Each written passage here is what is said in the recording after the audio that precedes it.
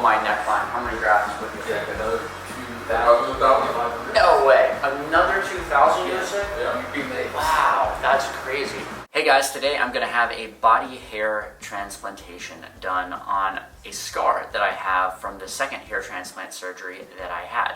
It was with a unnamed doctor, but not Dr. Daniel McGrath. I want to make that clear. He did my third surgery. This is Dr. Mwamba and Dr. Bridges. For David, having coarse scalp hair, beard is really the ultimate replacement for that, and the scar will be effectively camouflaged. You see here, the scar goes from the ear, and over here, this is like the wrong area to take a stitch because he has really a wide scar over there with no hair, and then the scar goes above until this place. But you will realize, like, even though he has the scar, his long hair, of course it camouflages that, but some areas still looks thin because not only he has the scar with no hair, but he had also what we call shock loss in certain area, because the scar, when you have a scar, you deplete also the blood vessels and the blood supply on some of the hair, and you get thinning.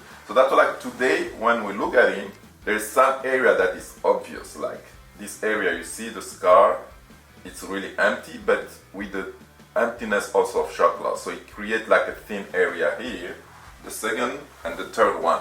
I was complaining about your chest hair because that's the second option that we usually use, chest hair in the scalp, because sometimes the beard are really great for coverage, so we want to keep that also for fullness. But today we will try to use the beard hair to kind of camouflage a little bit on your scalp hair. I feel like this is one of the most important things when getting a hair transplant to start, is having a really long-term plan.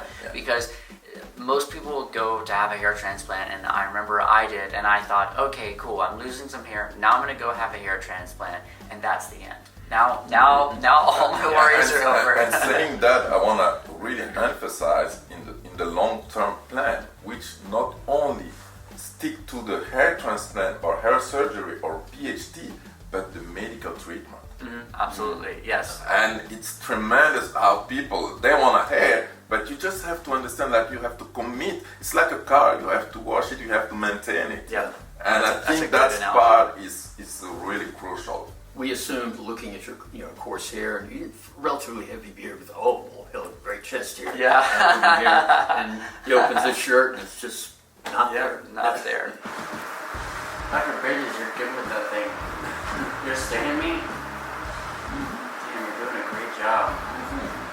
I can't believe that I can actually talk during this. Yeah, I was I know. expecting like I wouldn't be able to talk. I feel like I'm becoming that the evil dude on Batman who can only move one half of his mouth. So we're in the middle of extractions right now. Dr. Mwamba, Dr. Bridges, actually double teaming me right now. They got a total of 700 grafts out of my neck here, and as you see, there's still quite a lot of space even for other future grafts potentially. How many grafts would you say, based on the fact that we got 700 from there, would you say that I have available as donor grafts from my neck, below my neckline? How many grafts would you say? Another 2,000. No way. Another 2,000 you would say? Yeah. You'd be amazed. Wow, that's crazy.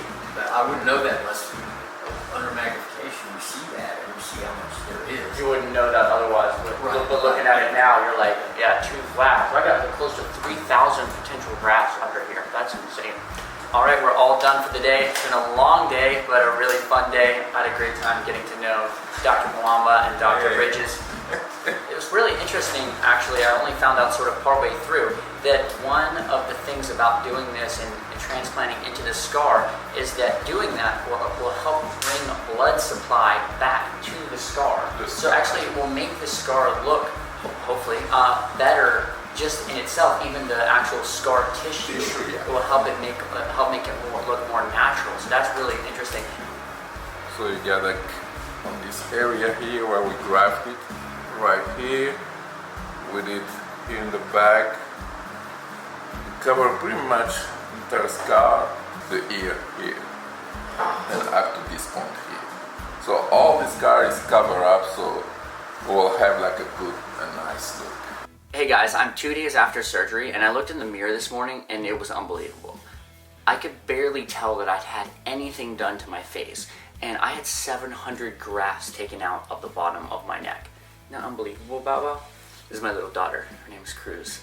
And if anything, it looks like the most minor, kind of like razor burn or something. Like, it's nothing. So apparently the face is very vascular, so it heals up really quickly. So I'm totally amazed. I thought for sure it would be a very obvious thing that I had had this surgery done. So I would say the only tricky thing about the whole surgical process for me, you know, using such incredible surgeons, has really just been that first night, just kind of figuring out how to sleep on my stomach or sleep facing down. But after I sort of figured out that I could sleep that way and just put my arm right here and rest against it, it really wasn't that bad. And then the second night, because I'd already figured that out, even though I was told that I could just sleep normal, I did that again just last night. I slept more sort of on my side like that, where I knew that I wasn't going to be touching any grafts or anything. 700 grafts taken out of my neck. It's not even like sore when Cruz just now touched it. Yeah. What do you think, Cruz? Oh! Okay.